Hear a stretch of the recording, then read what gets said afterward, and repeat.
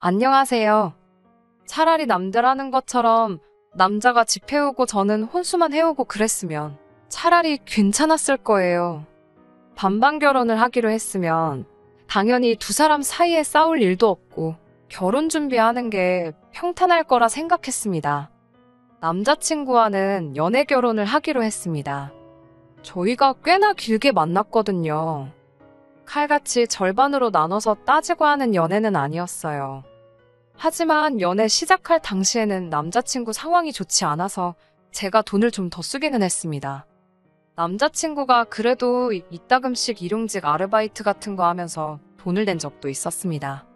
남자친구가 직장을 구한 뒤에는 남자친구가 돈을 더 낼 때도 있었고 서로 나름 합리적으로 연애를 하고 있었습니다. 그래도 굳이 연애하는 동안 쓴 돈을 따지자면 남자친구가 직장이 없던 시절 대부분의 비용을 제가 부담을 해왔기 때문에 제가 조금 더 쓰기는 했네요. 남자친구가 염치가 없지는 않아서 그때 제가 돈 많이 쓴 것도 알고 있어요. 결혼 이야기가 나오면서 남자친구가 데이트 비용으로 돈을 더 쓴 게 있는데 그 돈을 어떻게 하면 좋겠냐고 물어온 적도 있었거든요. 저는 거기에 대해서는 길게 말하지 않았어요. 어차피 결혼까지 생각한 사이인데 돈 몇 푼 때문에 네 돈 내 돈 딱 가르고 싶지도 않았고 어차피 결혼하면 그 주머니가 되는 거잖아요. 당장 제가 남자친구한테 돈 얼마 받는다고 해서 저희 두 사람 총 재산에는 달라지는 게 있던 게 아니니 크게 신경 쓸 일도 아니라 생각했어요. 좋은 게 좋은 거라는 말도 있고 사실상 저희가 어려울 때 서로 도우며 연애를 해왔기 때문에 결혼까지 결정하게 된 거라는 확신도 가지고 있었기 때문이지요. 계산에 있어서는 확실한 모습에도 무슨 일이 생기거나 한다면 공평하고 현명한 결정을 내리는 사람이겠다. 그렇게 믿어 의심치 않았습니다. 그런데 결혼은 현실이라는 게 참 맞는 말이다 싶었어요. 저희가 연애하는 동안에는 괜찮았는데 결혼 이야기 나오고부터 본격적으로 결혼 준비를 시작하면서부터는 마찰이 생기기 시작하더군요. 결혼은 연애하면서도 그래왔듯이 반반 결혼을 하자고 이야기가 나왔습니다. 그런데 서울에서는 대출 없이 매매는커녕 전세를 구하기도 힘들겠더라고요.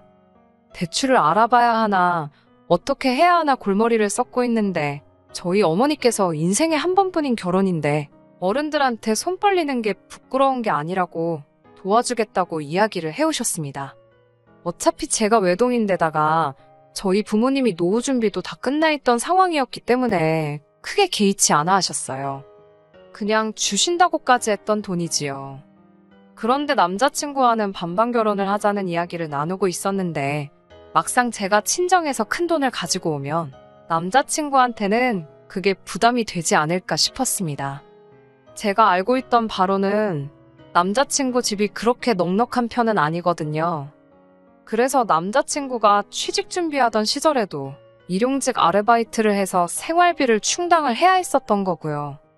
이미 저희끼리 반반 결혼을 하자고 결정을 내린 상황에 제가 집에서 얼마를 가져오기로 했으니 너도 받아오라고 반반 결혼하자고 말을 할 수도 없는 노릇이었지요. 사실 아직도 남자가 가족을 부양한다는 풍토가 있는데 괜히 그걸 가지고 자존심을 건드리고 싶지도 않았습니다. 그래서 어차피 대출을 알아보고 있던 상황이었으니 일단 급한 대로 어머니께 돈을 빌린 걸로 해서 전셋집을 구하자고 했습니다. 따지고 보면 은행에서 빌리는 것보다 더 싼 이자로 만들 수 있고 사실상 엄마 돈이기 때문에 이자며 원금이며 대출 상환하는데 그렇게 부담을 느낄 필요도 없는 상황이었으니 말이에요. 그래서 제 돈과 어머니에게서 빌려온 돈을 합쳐 전셋집을 구하기로 하고 대신 남자친구한테는 결혼식 비용, 신혼집에 들어갈 가정과 결혼 후에 같이 쓸 자동차를 해오면 어떻겠냐고 제안을 했습니다. 저는 가장 골머리를 썩히던 문제였던 집이 해결되었으니 남자친구가 당연히 기뻐할 줄 알았어요. 그런데 남자친구는 언짢은 표정을 지으면서 아무리 생각해도 계산이 맞지 않는 것 같다면서 분운의 상심지를 켜고 달려들더라고요. 무슨 계산을 말하는 건가 싶었어요. 대출받기로 한 돈 대신에 저희 어머니에게 빌려오는 거고 결국 남자친구와 제가 똑같이 돈을 내서 반반 결혼을 하기로 한 건데 왜 시당초에 계산을 하고 말고 할 게 있나 싶었습니다. 사실상 따지고 보면 제가 몇 배나 넘는 돈을 해오는 건데 말이지요. 남자친구는 어이없는 걸 가지고 불공평하다고 하더라고요. 저는 왜 원금이 보장되는 집을 하고 자기한테는 써버리면 땡인 결혼식 비용을 하라고 하느냐고요. 자동차도 가전도 일단 사자마자 저희 손에 들어오고 나면 중고가 되는 거 모르냐면서 따지고 보면 자기가 손해라고 하는 겁니다. 다른 걸 이야기하는 게 아니고 결혼 이야기잖아요. 계산이 철저한 사람인 건 잘 알겠지만 애초에 지금 남자친구가 이야기하는 건 이혼할 때 자기가 손해보는 거 아니냐고 하는 말이나 마찬가지잖아요. 애초에 결혼 이야기를 하는데 불공평하다고 우기는 부분이 이혼하게 된다면 자기가 손해보는 거 아니냐고 따지고 있는 건데 그렇게 확신 없는 결혼을 애초부터 왜 하자고 드는 건지 싶었어요. 하지만 더 길게 이야기하고 싶지도 않았고 별 같자는 이유로 네가 손해내? 내가 손해를 같이 따지고 들면 저도 똑같은 사람 되는 것 같아서 어떻게 하길 원하냐고 물어봤어요. 남자친구 말이 세상이 변했어도 남자가 집 해오고 여자가 혼수해오는 게 그림이 맞지 않냐고 하면서 제가 결혼식 비용과 혼수 자동차를 해오고 자기 돈은 전세금에 보태겠다는 겁니다. 그 말도 어이가 없었지요. 방금까지는 자기가 손해보는 거라고 입에 개거품을 물었으면서 이제 와서는 저보고 그렇게 하라고 하는 거나 마찬가지잖아요. 차라리 그게 불공평했으면 전세금도 반, 혼수도, 결혼식 비용도 자동차 값도 서로 똑같이 반씩 내는 게 제일 공평한 거 아니겠어요? 어차피 결혼할 건데 그게 뭐 중요한가 싶었습니다. 조선모사가 이럴 때 쓰는 말이잖아요. 이걸 가지고 더 씨름해봐야 둘 사이만 나빠지겠다 싶어서 그렇게 하기로 했어요. 어차피 남자친구와 제가 결혼을 위해 모아놓은 돈의 총 액수가 바뀌는 게 아니잖아요. 저도 똑같이 치사한 사람 되고 싶지 않았고 선뜻 남자친구가 손해라고 우기고 있는 걸 제가 그렇게 하겠다고 하면 지도 사람이면 뭔가 느끼는 바가 있을 거라고 생각했거든요. 집에 오는 길에 곰곰이 생각해보는데 그 와중에도 남자친구는 자기 손해볼 것만 생각했지 저희 어머니가 보태주는 돈에 대해서는 고맙다는 말도 없었다는 걸 깨달았어요. 사실상 전세금이 한두 푼이 아닌데 저희 어머니도 이자도 낮게 저희한테 빌려주시는 것보다 그냥 은행에 넣어놓기만 해도 더 많은 이자를 받으니 가장 손해보는 건 저희 어머니인데 말이에요. 아무튼 결혼 비용에 대해서는 얼추 정리가 되었고 각자 회사 때문에 바빠서 결혼 준비로 알아봐야 할 것들은 각자 시간을 내서 알아보기로 했습니다. 그리고 얼마 지나지 않아서 남자친구와 다시 만나 가정가구 같은 혼수들을 어떻게 할지 결정하기로 했어요. 남자친구가 혼수 목록이라고 하면서 자기가 정리해온 걸 저한테 들이밀더라고요. 그런데 혼수 리스트라고 하기엔 너무 이상하더라고요. 별 5개로 유명한 값비싼 돌침대 하나하고 최신식 세탁기와 건조기만 덩그러니 적혀있고 에어컨이라든지 냉장고라든지 필요한 가전들은 하나도 들어가 있지 않았거든요. 등이 베겨서 바닥에서도 못 자는데 무슨 돌침대냐고 남자친구한테 곧바로 물어봤습니다. 게다가 어차피 지금 들어가는 곳이 전세로 들어가는데 괜히 무거운 돌침대를 해야 하냐고 물었지요. 그리고 저희가 들어가기로 한 전셋집이 오래된 아파트인데다가 베란다가 엄청 작게 나와 있는 구조라서 건조기는 따로 설치를 못한다고 들었어요. 건조기를 설치하려면 주방 쪽에다가 따로 공사를 해야 한다고 들었거든요. 전셋집인데 저희가 구조까지 바꿔가면서 들어갈 필요가 없어서 집주인도 세탁기는 적당한 걸로 옵션에 추가를 해주겠다고 이야기가 다 끝난 상황이었습니다. 그런데 세탁기랑 건조기는 또 웬 말이냐고 같이 물어봤지요. 그랬더니 남자친구가 우리 쓸 게 아니고 자기 엄마 해줄 거라고 하더군요. 시집 오는데 시부모님 가전 정도는 해와야 하는 거 아니냐고 아주 당당하게 말하더라고요. 예비 시어머니, 그러니까 지 엄마가 요즘 허리가 안 좋은데 돌침대 광고를 보고는 저런 데서 자면 허리가 싹 낫겠다고 하셨다더라고요. 그래서 침대를 해주려고 했는데 구형 통돌이 세탁기에 허리 숙여서 빨래 건지는 모습 보니까 이게 침대만 바꿔준다고 어머님 허리가 나아질 게 아닌 것 같다는 생각이 들었대요. 그래서 가전 알아보다 보니 다른 건 몰라도 로봇 청소기랑 건조기만 있어도 집안일 하는 시간이 대폭 줄어든다고 들었다고 마음 같아서는 로봇 청소기도 해주고 싶지만 그러면 1,000만 원이 넘어가니까 자기가 양심상 로봇 청소기는 뺐다고 아주 생색을 내는 겁니다. 세상에나 제가 오래 산 건 아니지만 그래도 30평생 살면서 수많은 헛소리를 들어왔는데 이보다 더한 건 없지 싶었어요. 남자친구한테 너는 우리 집에 사위로 들어오면서 뭘 해오려길래 나한테 이런 걸 해오라는 거냐고 나져 물었지요. 원래는 제가 짓고 있어야 할 어이없는 소리 하고 있네. 이게 뭔 개소리야? 하는 표정을 남자친구가 짓고 있더라고요. 그러면서 저보고 뭘 착각하고 있는 거 아니냐입니다. 남자는 장가를 가는 거고 여자는 시집을 오는 거 모르냐고 하더라고요. 가는 사람이 선물 사들고 가는 거 본 적이 있느냐고. 당연히 오는 사람인 제가 뭘 해와야 한다고 자신의 참목소리로 말하더라고요. 지금 무슨 소리 하는지나 알고나 있냐고 저도 이번에는 참지 않고 싸울 기세로 한마디 했습니다. 그제서야 남자친구는 제 눈치를 보더니 지 가방에서 혼수 카달로그를 꺼내더라고요. 그러더니 너도 한번 골라보라는 겁니다. 생각해보니 제 말이 맞는 것 같다면서 저도 시집 오기 전에 부모님께 효도나 한번 하라고요. 자기 돈으로 해주는 거니까 아까워하지 말고 고르라면서 엄청 선심 쓰듯이 말을 하더라고요. 이제 시집 오면 우리 집 식구가 되는 거니 어떻게 보면 마지막 기회니까 자기 눈치 보지 말라고 하는데 정말 어딘가에서 뚝 하고 제 인내심이 끊어지는 소리가 들렸어요. 누가 보면 네가 결혼 비용 다 하고 나는 몸만 오는 줄 알겠다고. 전세금도 딱 맞춰서 준비했는데 내가 우리 집에 이거 해주면 전세금은 무슨 돈으로 다시 맞출 거냐고 했지요. 고민도 생각도 단 1초도 하지 않고 뻔뻔하게 말하더라고요. 어차피 모자란 돈은 빌려서 하는 거 아니냐고. 빌린 돈이 1억이든 1억 1,000만 원이든 큰 차이 없다고 하면서 전세금에 모자란 건 지가 지 앞으로 대출을 받아서 채우겠다는 겁니다. 더 상대할 가치도 없었어요. 솔직히 이때 이미 이 결혼은 글러먹었구나 싶었습니다. 진작에 감가상각 운운하면서 결혼 비용 불공평하다고 노래를 할 때 알아봤어야 했는데 좋게 넘어가려고 했던 제 실수였지요.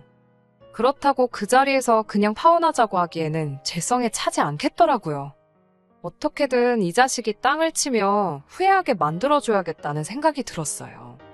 그래서 남자친구한테 말 안 해줬던 사실부터 말해줬습니다. 우리 엄마가 해주기로 했던 그 돈, 사실은 안 갚아도 되는 돈이라고요. 그래도 반반 결혼하기로 했으니까 너도 똑같이 우리 집에서 해오는 돈 맞춰서 오라고 했습니다. 안 갚아도 되는 돈이라는 이야기를 듣자마자 남자친구 두 눈이 동그랗게 변하더라고요. 계산 하나만큼은 빠른 인간이니 그 사이에 계산기를 다 두들겨 봤나 봅니다. 뭘 말하려고 하길래 입 다물라고 말하고 돈 똑같이 준비해서 연락하라고 말하고 집에 돌아왔어요. 집에 가자마자 어머니한테는 결혼 비용 해주기로 한 것 때문에 적금 같은 거 낄 필요 없다고 결혼 안 할 거라고 말했어요. 어머니는 왜 그러냐고 물으시다가 남자친구랑 있던 이야기 하니까 그 이야기 들으시고는 아쉬워하시는 기색도 없이 잘 결정했다고 하시더라고요. 세상에 결혼할 남자가 그놈 하나만 있는 것도 아니고 그런 놈하고 결혼하면 평생을 두고 후회할 거라고요. 혹시나 제가 너무 성급한 건가 싶었는데 결혼이 계약서 쓰고 하는 것도 아니고 하기로 했다 그래서 무르지도 못하는 게 아니잖아요. 어머니까지 좋은 결정 내린 거라고 하시니 걱정도 사라지고 속이 다 후련하더라고요. 한 2주 정도 남자친구한테 전화 오는 거 다 무시했어요.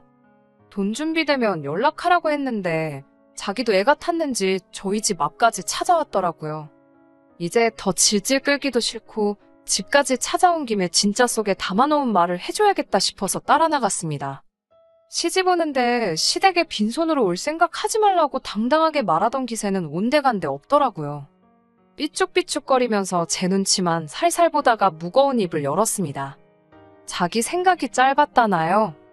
예비시모, 아니 그러니까 지네 엄마 돌침대며 건족이며 이야기했던 건? 자식된 마음으로 뭐 하나라도 더 해주고 싶은 마음 때문에 그랬던 거고 지네 엄마한테 물어봤더니 아들이 행복한 게 최고라며 그런 거 안 받아도 된다고 거절을 하셨답니다. 상황이 이렇게 되니 제 기분 풀어주려고 말을 바꾼 건지 누가 알겠어요? 제가 아무 대답도 안 하고 눈 동그랗게 뜨고 쳐다보고 있으니 제 기분 살피는 것처럼 쩔쩔매다가 또 입을 열더라고요.